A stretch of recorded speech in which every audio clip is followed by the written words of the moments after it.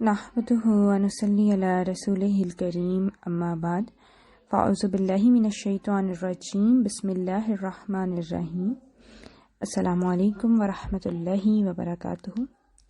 امید کرتی ہوں آپ سب ایمان اور صحت کی بہترین حالتوں میں ہوں گی۔ الحمدللہ اللہ سبحانہ تعالیٰ کے فضل عظیم اور توفیق کے ساتھ ہم اپنے رمضان المبارک کے حوالے سے تیاری کا آغاز کر رہے ہیں انشاءاللہ تعالیٰ۔ آج چونکہ 23 فیبرری ہے اور 23 فیبرری سے ہم نے اپنی پلاننگ کا آغاز کرنا ہے۔ دورہ قرآن کے سلسلے میں آپ سے ڈیٹیلز شیئر کر دی گئی تھیں، لیکن اس کے بارے میں کچھ چیزیں ہیں جس کو میں ڈسکس کرنا چاہ رہی تھی۔ کچھ میرے پاس کوشچنز بھی آئے تھے۔ کچھ کوشچنز، سب سے پہلی بات تو یہ کہ یہ مسئلہ آ رہا تھا کہ جو ورکنگ وومن ہیں ان کے لیے بہت مشکل ہے کہ وہ اپنی جابز کے ساتھ، اپنے گھر کے، جاب کے، اپنے کڈز کے مسائل کے ساتھ جو ہے خود کو دورہ قرآن کے لیے ٹائم کو مینیج کر سکیں، دورہ قرآن کے ساتھ پھر باقی چیزوں کو مینیج کر سکیں۔ یہ مسئلہ تو ورکنگ لیڈیز کے لیے آ رہا تھا۔ دوسری طرف جو ورکنگ نہیں ہیں ان کے ساتھ کیا پرابلم ہے؟ جی ان کے ساتھ پرابلم یہ ہے کہ وہ روزہ رکھ کر صرف سو سکتی ہیں، روزہ رکھ کر ان سے کوئی اور کام بقول ان کے نہیں ہوتا۔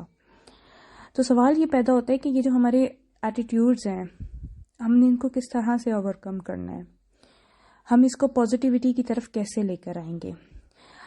اب آپ ایک چھوٹی سی اگزامپل دیکھ لیں کہ کورونا آیا،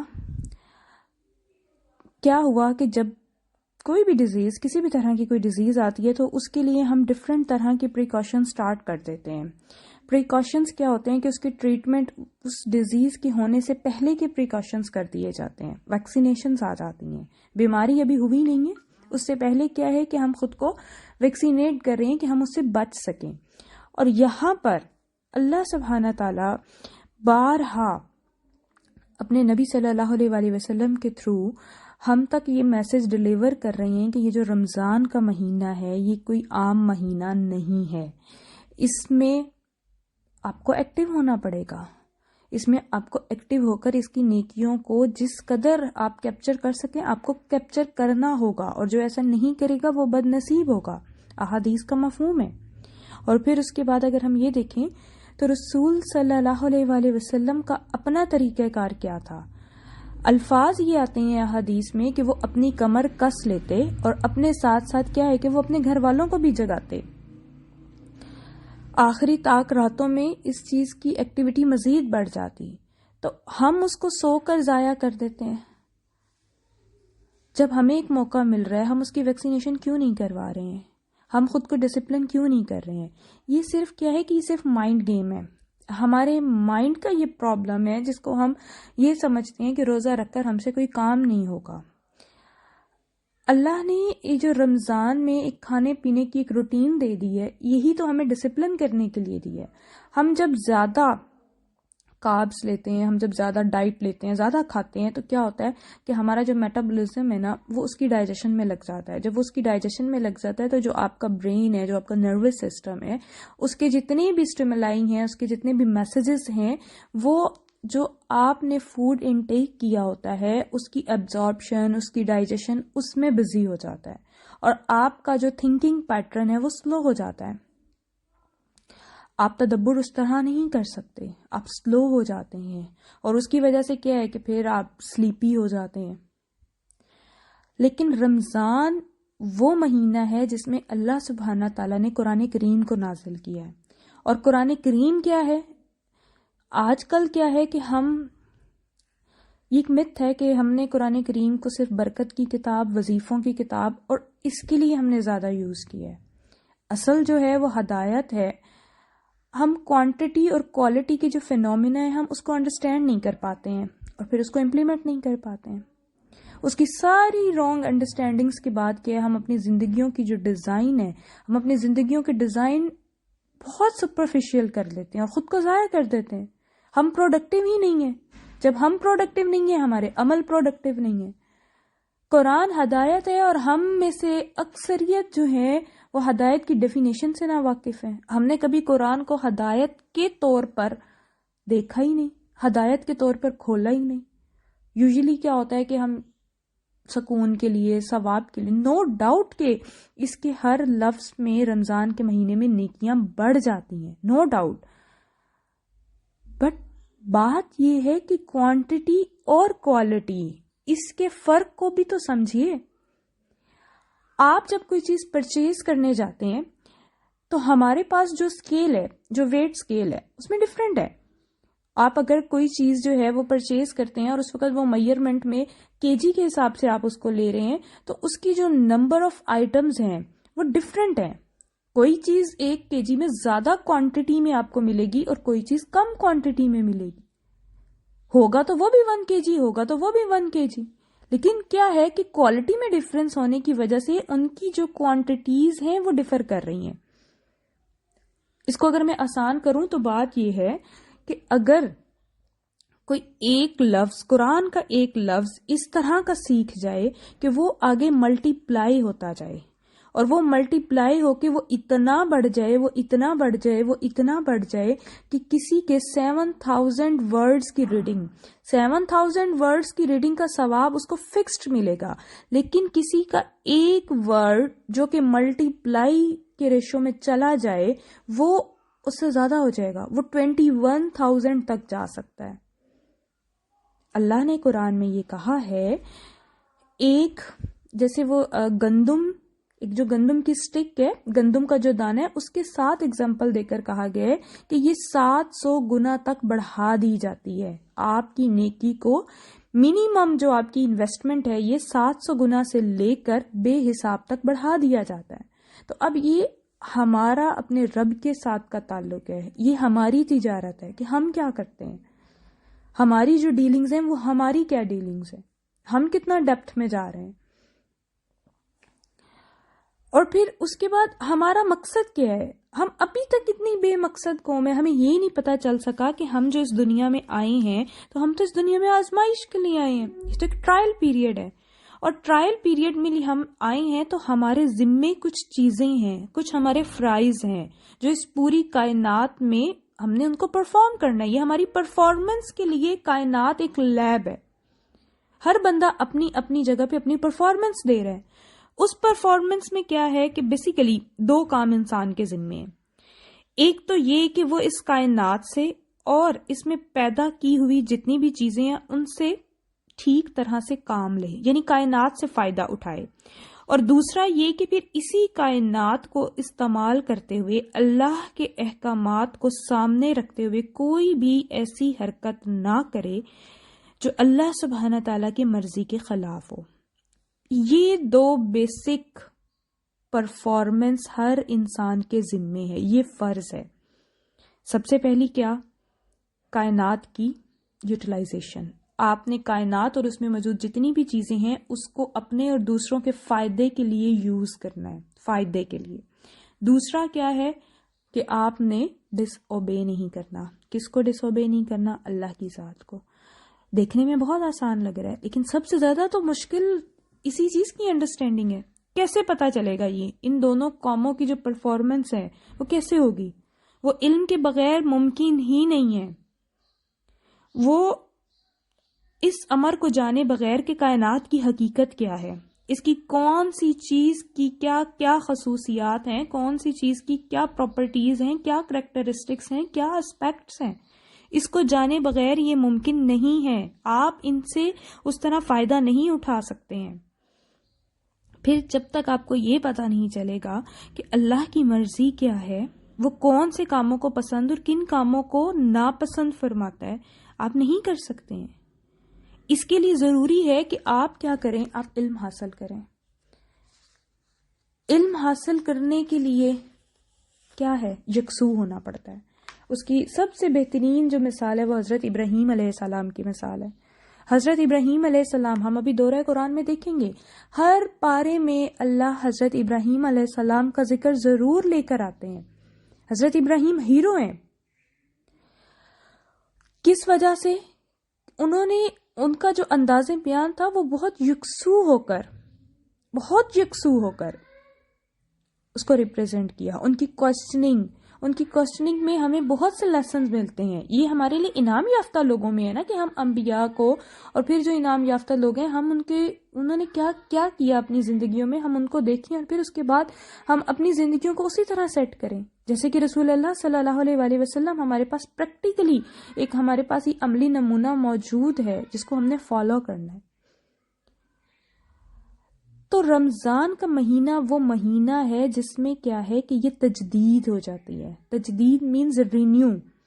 آپ کا جو لیول آف ایمان ہے اس کو رینیو کرنے کے لیے آپ کو یہ 30 ڈیز کا ایک پیکج دیا جاتا ہے جس میں اللہ کی طرف سے یہ سیل فلیٹ سیل ہوتی ہے.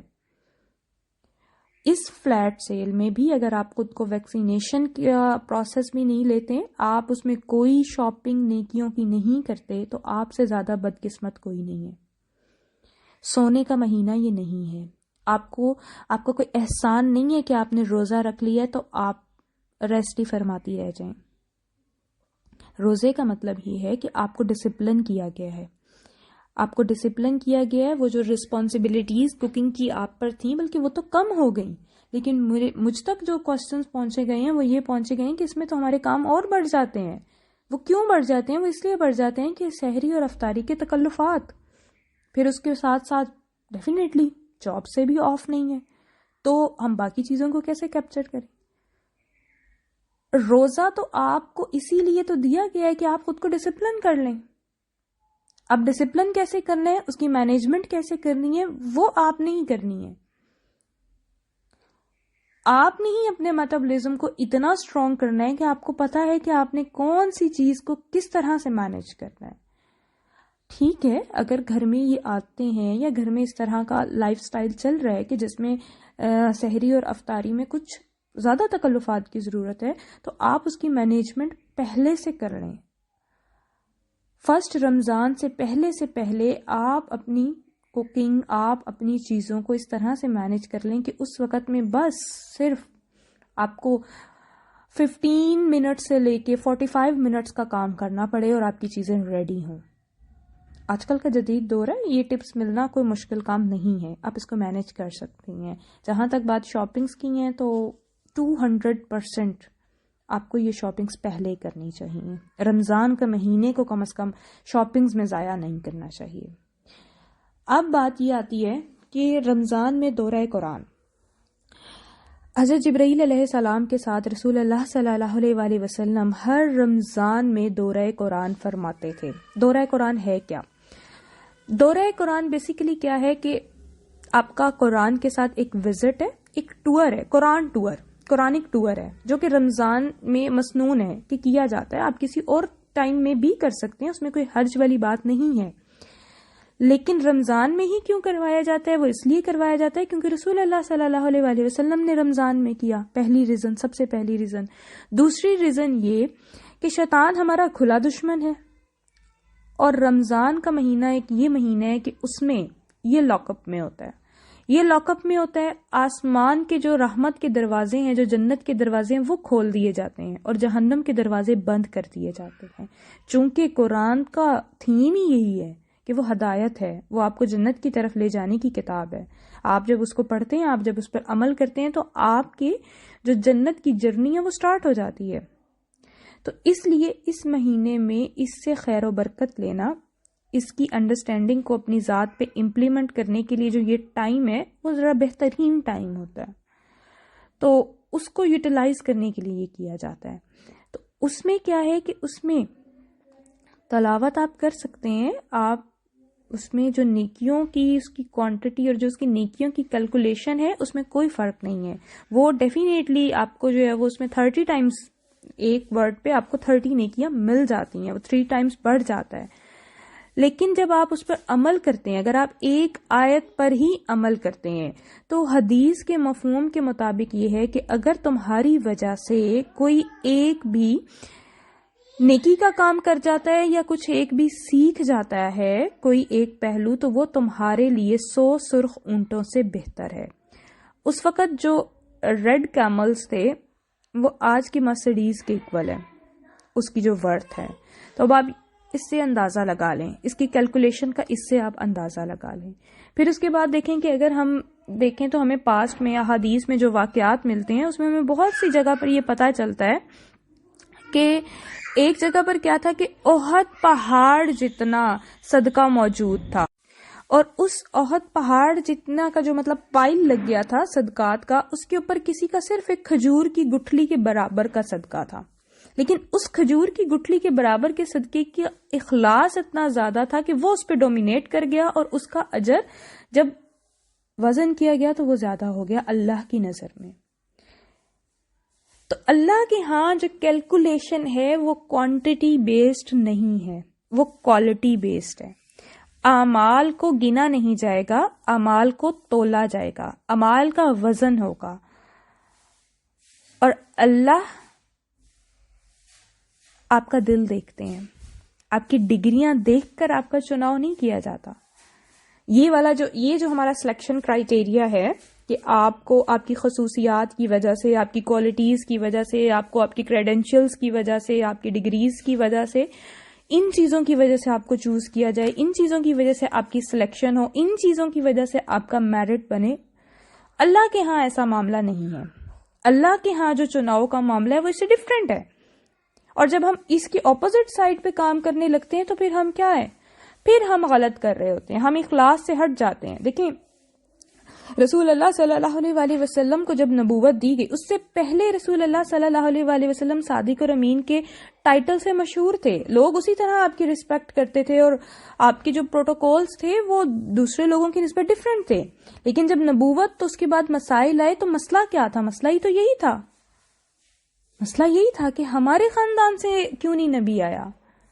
جیلسی، کمپیریزنز، جیلسی اور کمپیریزنز، اس سے کیا ہے؟ تباہی ہے. یہ وہی عمل ہیں جو اس وقت کے گمراہ لوگوں کے عمل تھے.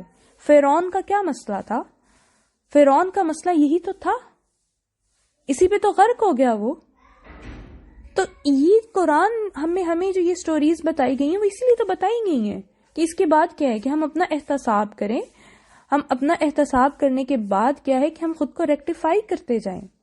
ہم جو ہمارے دلوں کے اوپر جو یہ مختلف قسم کی لیئرنگ آ گئی ہے، ہم اس کو ہٹا دیں، ہم اس کو ریموو کر دیں. یہ ہمیں کرنا ہوگا. تب ہی کیا ہے کہ ہمارے دل کھلیں گے اور ہم قرآن کو ایبزارب کرنے کے قابل ہوں گے. قرآن کی ایبزاربشن بہت ضروری ہے. اب اس میں جو ہم نے کورس ترتیب دیا ہے وہ ہے فہم القرآن. فہم القرآن کیا ہے؟ فہم القرآن میں قرآن کا فہم ہے. ایک ہوتی ہے تفسیر. تفسیر کا جو عربی ورڈ ہے تفسیر بیسیکلی، اور اس کا جو میننگ ہے وہ ہے کھلنا. اور قرآن کی آیات واقعی کھلتی ہیں، اس میں کوئی شک نہیں ہے. تفسیر میں ہم بہت ڈیپتھ میں جاتے ہیں، اس میں جو ڈیٹیلز ہوتی ہیں وہ آیت وائز ہوتی ہیں، اور پھر اس کی ایک ایک شان نزول سے لے کر اصول تفسیر ہے، اور اس اصول تفسیر پر ہمیں تفسیر کو بیان کرنا ہوتا ہے. ایک اور چھوٹی سی چیز میں یہاں پر کرنا چاہوں گی کہ جو قرآن کا علم ہے کیا وہ سب لوگ دے سکتے ہیں؟ یعنی اگر ان کے پاس کوئی تفسیر کی بک پڑھی ہے تو کیا وہ اس کو سامنے رکھ کر قرآن کا علم دے سکتے ہیں؟ نو. یہ بہت بڑی رسپانسبلٹی ہے، بہت ہی بڑی رسپانسبلٹی ہے، جس کو جسٹ فار ادرس پلیئر آپ اتنا بڑا رسک نہ لیں. ابو داؤد اور نسائی میں احادیث موجود ہیں 2، جن کا مفہوم یہ ہے کہ جو شخص قرآن کے معاملے میں علم کے بغیر کوئی بات کہے تو وہ اپنا ٹھکانہ جہنم میں بنا لے. پھر دوسرے الفاظ میں اس طرح سے ہے کہ جو شخص قرآن کے معاملے میں محض اپنی رائے سے گفتگو کرے اور اس میں کوئی صحیح بات بھی کہہ دے تب بھی اس نے غلطی کی. تو بات یہ ہے کہ قرآن کا معاملہ ایسا معاملہ ہے جس میں جس کو آپ کو نظر آ رہا ہو کہ جی آپ بڑے ٹیکنیکل ہیں، آپ نے جو بات کی ہے وہ بڑی صحیح کی ہے، لیکن یہ اصول نہیں ہے. قرآن اور حدیث میں آپ خود سے کوئی بات نہیں کر سکتے. آپ نے اگر کوئی جھوٹ رسول اللہ صلی اللہ علیہ وآلہ وسلم سے منسوب کر دیا، چاہے وہ جتنے ہی لیول پہ صحیح کیوں نہ ہو، ٹھکانہ جہنم ہے. اس لیے کیا ہے کہ سب سے پہلے خود پر عمل کریں، خود پر عمل کرنے کے بعد چھوٹی چھوٹی نیکیوں کو کس طرح سے اللہ نے نیکی کا حکم دیا ہے اس کو فالو کریں، اور وہ اس وقت تک ممکن نہیں ہے جب تک آپ خود اپنا علم حاصل نہ کر لیں۔ ایک اور بات جس کی طرف میں یہاں دھیان پہلے ڈالنا چاہوں گی، پھر اس کے بعد ہم فہم القرآن کی اپنی بات کو مکمل کریں گے۔ رمضان المبارک میں جو عموماً ایک روٹین ہے جس کو بھی ہم نے دیکھا بھی کہ کیا ہوتا ہے کہ ہم ایک قرآن ختم ہو گیا، دوسرا ہو گیا، تیسرا ہو گیا، مطلب اس کے عربک ٹیکسٹ کے حساب سے وہ میں نے کلیئر کر دیا کہ اس کے ثواب کا ڈیفینیٹلی وہ ویسے ہی ہے۔ لیکن ایک اور حدیث ہے جس کا مفہوم یہ ہے کہ قیامت کے دن، قیامت کے جو سب سے پہلے 3 لوگ جو قیامت کے دن جہنم میں ڈالے جائیں گے، اس میں سب سے پہلے وہ والا عالم ہوگا جو کہ بے عمل ہوگا۔ عالم کس کو کہتے ہیں؟ عالم اس کو کہتے ہیں جس نے علم حاصل کر لیا۔ کس کا علم حاصل کر لیا؟ قرآن کا علم حاصل کر لیا۔ آپ قرآن پڑھ رہے ہیں، اللہ کی کتاب ہے، اللہ کی کتاب میں احکامات مینشنڈ ہے، آپ ان احکامات کو پڑھ رہے ہیں، یعنی آپ ان احکامات کا علم حاصل کر رہے ہیں اور آپ اس پر عمل نہیں کر رہے، تو کیا ہوگا؟ انجام کیا ہوگا؟ تو کیا اس طرح قرآن پڑھنا، کیا یہ درست ہے؟ آپ وہ عبادت کر رہے ہیں جس عبادت کی آپ کے دل میں اور آپ کے عمل میں امپلیمنٹیشن نہیں ہے، تو یہ بہت ڈینجرس معاملہ ہے، بہت زیادہ ڈینجرس ہے۔ اس کے بارے میں غور کرنا زیادہ ضروری ہے۔ اور پھر اس کے بعد کیا ہے کہ ہمیں اپنی سوچوں کو لگام دینا ہوتا ہے۔ جب ہم اس کو بے لگام چھوڑ دیتے ہیں تو ڈسٹرکشنز، اور وہ ڈسٹرکشنز ہمیں جہنم تک لے جاتی ہیں، اور جہنم سے بچنے کے لیے کیا ہے؟ آگ سے بچنے کے لیے حکم دیا گیا ہے کہ خود کو اور اپنے گھر والوں کو آگ سے بچاؤ۔ اور یہ بالکل اسی طرح ہے کہ وہ اس کی طرف کھنچ رہے ہوتے ہیں اور ہمیں ان کو ڈریگ کرنا پڑتا ہے، پیچھے کی طرف ہمیں ان کو گھسیٹنا پڑتا ہے کہ واپس۔ اور یہ ڈیلی بیسس کی ہماری جو روٹینز ہیں ان میں یہ معاملات ہوتے رہتے ہیں۔ اب یہ دیکھیں کہ اگر پیرنٹس میں سے کوئی ایک کہیں دور چلے جاتے ہیں اور اس وقت میں کوئی ایسا سسٹم نہیں ہوتا کہ ان کو، مطلب کمیونیکیشن کی اتنی جدید ٹیکنالوجیز نہیں ہوتی، ان کو کوئی لیٹر لکھنا پڑتا ہے۔ اب کیا ہوتا ہے کہ وہ لیٹر میں مختلف انسٹرکشنز، مختلف آرڈرز کہہ لیں آپ، وہ اپنی فیملی کو جو ہے وہ ڈیلیور کروا دیتے ہیں۔ ایک لیٹر ہے جس میں سیٹ آف انسٹرکشنز ہیں، سیٹ آف آرڈرز ہیں کہ یہ کام کر دینا۔ میرے آنے سے پہلے یا بعد میں آپ یہ کہہ لیں کہ بچوں کو وہاں بلانا ہوتا ہے کہ جب میں تمہیں اپنی جگہ پہ بلاؤں تو اس سے پہلے تم یہ کام کر کے، یہ کام سمیٹ کے پھر میرے پاس آ جانا۔ یہ وہ لیٹر انہوں نے پیرنٹس میں سے کسی بھی مدر کی اگزامپل لے لیں کہ مدر کہیں باہر ہے، انہوں نے کیا ہے کہ اپنے کڈز کو سیٹ آف انسٹرکشنز پوسٹ کر دیا کہ یہ کام کرنے کے بعد میں تمہیں اپنے پاس بلا لوں گی۔ لیٹر بچی کے پاس آ گیا، اب کیا ہوا؟ بچے نے اس کو ریپ کیا ریشمی لباس میں، ریشمی کورنگ دے دی اس کی، اور پھر اس کے بعد اس کو اپنی وارڈروب میں سب سے اوپر والے خانے میں رکھ دیا۔ وہ وہاں سے اس کو پک کرتی ہے، اٹھاتی ہے بارہا اور اس کو کس کرتی ہے، اس کی بہت تعظیم کرتی ہے، اور پھر اس کو اسی طرح واپس رکھ دیتی ہے، پھر اٹھاتی ہے، پھر اس کو واپس رکھ دیتی ہے، یا پھر جسٹ وہ کر لیتی ہے، اس کو کچھ نہیں کرتی۔ اب یہ ٹائم آیا کہ مدر نے اپنے بچوں کو بلا لیا اپنے پاس۔ جب بلا لیا تو مدر نے پوچھا ان سے کہ جی بتائیے، جو میں نے کہا تھا وہ کر لیا؟ اور اس کے بعد جب بچے یہ جواب دیں گے کہ نہیں ہم نے تو صرف اس کی تعظیم کی، اس وقت کیا ہوگا؟ کیا مدر خوش ہوں گی؟ اس وقت مدر کے ریئیکشنز کیا ہوں گے؟ یہ بالکل اسی طرح کا معاملہ ہے کہ ہمیں جو اس وقت دنیا میں بھیجا گیا ہے، یہ جو ہمارا ٹرائل پیریڈ ہے، یہ ہمیں اس لیے نہیں بھیجا گیا کہ ہم صرف سو کے، یا ہم صرف اپنے جو پروفیشنل گولز ہیں ہم صرف اس پر فوکس کر کے، یا پھر ہم ادھر ادھر کی باتیں کر کے ہم اپنے ٹائم کو ویسٹ کر دیں۔ ہمارے اوپر کچھ فرائض ہیں جو اللہ کی طرف سے فرائض عائد ہیں۔ ہم اپنا ٹائم جتنا ویسٹ کریں گے ہم اپنا نقصان کریں گے۔ الٹیمیٹ فیوچر تو دیکھیں آخرت ہے ہی ہے، فیس تو ہمیں آخرت کو کرنا ہی کرنا ہے، قیامت نے تو آنا ہی آنا ہے، حساب کتاب تو ہونا ہی ہونا ہے۔ جنت اور جہنم کا فیصلہ تو ہونا ہی ہونا ہے. اب اس کی کتنی تیاری کرنی ہے، ہمارے پریفرنسز کیا ہیں، ہم اس کے لیے خود کو کتنا ڈسپلن کرتے ہیں، ہم اس کو خود کے لیے کتنا مینج کرتے ہیں، یہ تو ہمارا کام ہے کرنے کا. جو ورکنگ لیڈیز ہیں وہ اپنے ٹائم کو مینج سب سے اچھا کر سکتی ہیں.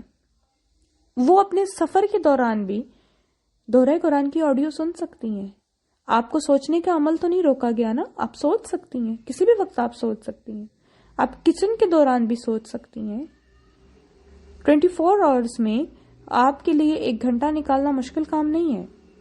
ہاں، پہلے جو ہماری روٹینز تھیں یا اس میں جو دورہ قرآن ہے وہ 2 سے 2.5 گھنٹوں پہ ہوتا تھا، لیکن یہ انشاءاللہ 40 منٹس 45 منٹس، اور اس کو سٹارٹ پہلے اس لیے کیا جا رہا ہے تاکہ رمضان تک ہمارے 30 پاراز کا جو ٹور ہے وہ مکمل ہو جائے.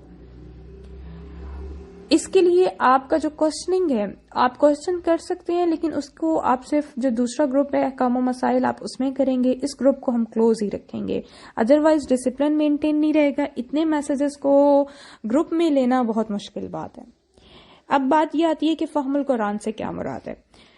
فہم القرآن جو ہے ایک کمپائلڈ قرآن پاک ہے. اس کو کمپائلڈ اس انداز میں کیا گیا، کتابی شکل میں اس کو کمپائل کیا گیا. اس کا آپ کو پارا ساتھ کے ساتھ ملتے رہیں گے. اس کا جو ابتدائیہ ہے اس کا PDF میں آپ کو شیئر کروا دوں گی. ابھی آپ اس کو ریڈ آؤٹ کریں گے تو آپ کو پتہ چل جائے گا کہ اس کو کیوں بنایا گیا، اس کی تشکیل کیوں دی گئی. مختصراً اگر میں آپ سے شیئر کروں تو یہ اس طرح سے ہے کہ اس میں جو ٹرانسلیشن ہے، اب جیسے پہلا پارا ہے، پہلے پارے میں سورہ الفاتحہ ہے، تو سورہ الفاتحہ کی جو 7 آیات ہیں ان کا ترجمہ 7 کی 7 آیات کا اکٹھا ایک جگہ پہ لکھ دیا گیا ہے. پھر اس کے بعد جو عربک ٹیکسٹ ہے سورہ البقرہ کا 141 آیات سورہ البقرہ کی پہلے پارے میں آ رہی ہیں، تو 141 آیات کی عربی کو اکٹھا اور 141 آیات کا ترجمہ، اور اس ترجمے کو آسان الفاظ میں. اکثر ایسا ہوتا ہے کہ جو ورڈنگ دی جاتی ہے تفسیر کی اردو کی وہ اتنی ٹف ہوتی ہے کہ ان کو مزید 1-2 ٹرانسلیشنز کی ضرورت ہوتی ہے.